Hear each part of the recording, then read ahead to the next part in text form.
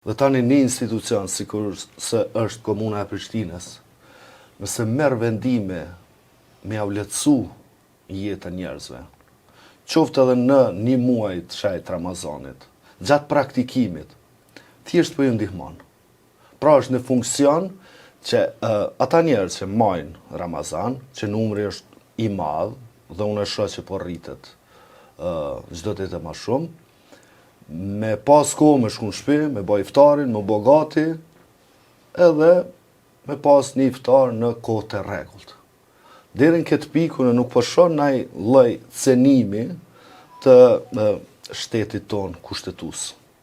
Sepse thjesht po ja mundson një gjë të tillë me kusht që orari mësimor të mos preket, pushimi të shkurtohet dhe të fillojë mësimi nga ora 7:30 dhe jo nga ora 8.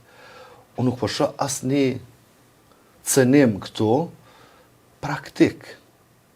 S'po hym tash në interpretime kushtetuese që duhen të jenë të ndara njëra prej tjetrës, po edhe në rastin konkret, nëse synojmë me pas kësi lloj ndarje simetrik, prap nuk mundemi me pas, se fetë janë pjesë e jetës sonë, dhe ne jemi pjesë e shtetit, dhe shteti është mbi ne, apo jo?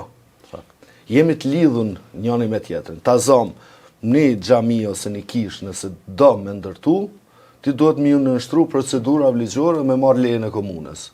Pra shteti vendos në këtë rast. Po shteti nuk bën simas meje me qenë gjithmonë kufizues, por me qenë pak edhe lehtësues.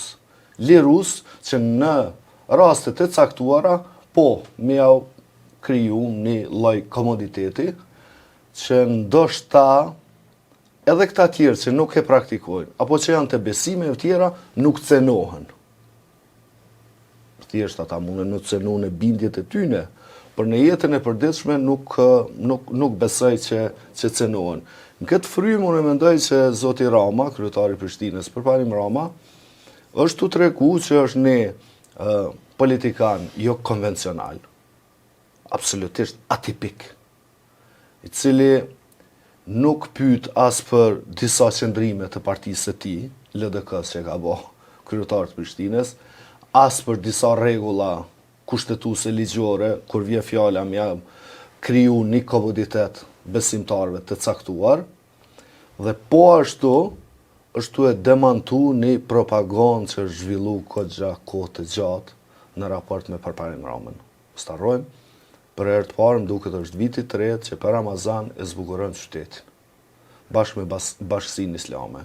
Dhe kjo praktik ndodh edhe vende tjera, ndodh në Tiranë për shembull, ndodh në Shkodër, ndodh në Londër. Pse komuniteti musliman njihet më mirë dhe e krijon një identitet gjatë një muaji të Ramazanit. Pastaj jeta vazhdon normalisht.